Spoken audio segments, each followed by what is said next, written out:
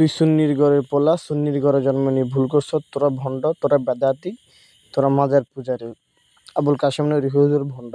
আরও কত কি, এই কথাগুলো আমার না, চট্টগ্রাম হাটাজারিতে সারিয়া মাদ্রাসার ছাত্ররা, চট্টগ্রাম হাটাজারি গাউসিয়া কমিটি ও ইসলাম ছাত্র সেনার কর্মী মোহরাম আলী ভাইকে মাদ্রাসার সামনে দিয়ে হেঁটে যাবার সময় রাত্রি 11টা বাজে তাকে ধরে তার মোবাইল এবং মানিব্যাগের টাকা নিয়ে তাকে ইচ্ছামতো মারধর করে এক পর্যায়ে তার গলা ছুরি ধরে তাদের 4জনকে মাদ্রাসার ভিতরে নিয়ে গিয়ে তাকে ইচ্ছামতো মারার পর মাদ্রাসার ভিতরে তাকে বলে তাহের শাহ হুজুর ভণ্ড, পাকিস্তান থেকে এসে বাংলাদেশ থেকে সবগুলো টাকা নিয়ে যাচ্ছে, কোনো আওলাদের রাসূল না, সবগুলো ভণ্ড, মিলাদুন্নবী বেদাতিরা পালন করে ভণ্ড, শেরে বাংলা হুজুর ভণ্ড, আবুল কাশেম নূরি হুজুর ভণ্ড, আহলে সুন্নাত ওয়াল জামাতের যতগুলো নেতৃত্ব সবাই ভণ্ড, সবগুলা ভণ্ড, চোর, বাটপার, আরও কত কি কথা।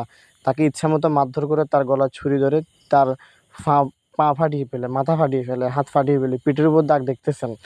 কি নির্যাতন করেছে। তাকে ছুরি মেরে দিতে চেয়েছিল পরবর্তীতে পাশের জনকে তাকে আবার স্বৈরাচারের দালাল বলছে সে নাকি আওয়ামী লীগের দালাল, সে আওয়ামী লীগ করে।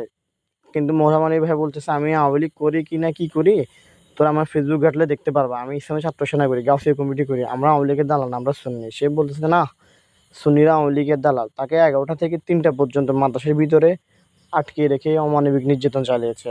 আর আমার বাংলাদেশের সুশীল সমাজ বলছে আহলে সুন্নাত ওয়াল জামাত নাকি চট্টগ্রামে হাটাজারি মাদ্রাসা চট্টগ্রামে কওমিদের উপর নাকি অত্যাধিক আক্রমণ করছে। তো আমার প্রশ্ন হলো ভাই, এই মোহরাম আলী ভাই কি মাদ্রাসা আক্রমণ করেছিল? সে তো মাদ্রাসার পাশে একটা রাস্তা দিয়ে হেঁটে যাচ্ছিল 11টার দিকে রাত্রে। তো তখন তাকে ধরে নিয়ে গিয়ে ইচ্ছামতো মারধর করে তার মানিব্যাগে সবগুলো টাকা নিয়ে নিলেন। তাকে বেঁধে নিয়ে মাদ্রাসার ভিতরে ইচ্ছামতো অমানবিক নির্যাতন চালিয়েছে পাষণ্ডরা। বাংলাদেশ সেনাবাহিনীকে অবশ্যই ধন্যবাদ। বাংলাদেশ সেনাবাহিনী যদি রাত্রে 3টা বাজে মাদ্রাসার ভিতরে অভিযান পরিচালনা না করতো তাহলে মোহরাম আলী ভাইকে হয়তো ওরা মেরে ফেলে দিত। বাকি বিল্লাহ হুজুরের যেরকম আমরা লাশও পাইনি, মরে গেছেন কিনা বেঁচে গেছেন এটা জানি না, মোহরাম আলী ভাইও মরে আছেন কিনা বেঁচে আছেন তা আমরা জানতে পারতাম না। বাংলাদেশ সেনাবাহিনীকে অবশ্যই ধন্যবাদ, হাটাজারি প্রশাসনকে অবশ্যই ধন্যবাদ।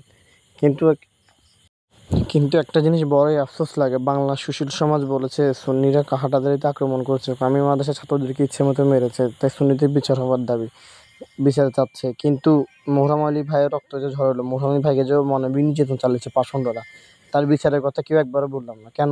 সে কি বাংলাদেশের নাগরিক না? সে কি মানুষ না যে তাকে এইভাবে অমানবিক নির্যাতন চালালো, অথচ বিচারের কথা বলা হয় নাই?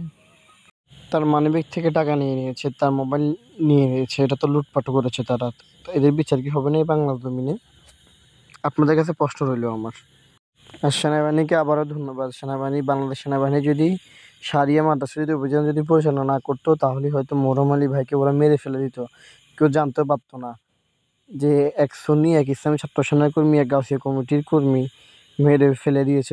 তার লাশও খুঁজে পেত না বাকাবিল্লাহ হুজুরের মতো। আল্লাহর উলিয়ার উসিলা, আল্লাহ নবীর উসিলা আল্লাহ পাক তাকে হেফাজত করছেন, তাকে বাঁচিয়ে রেখেছেন। আমিন।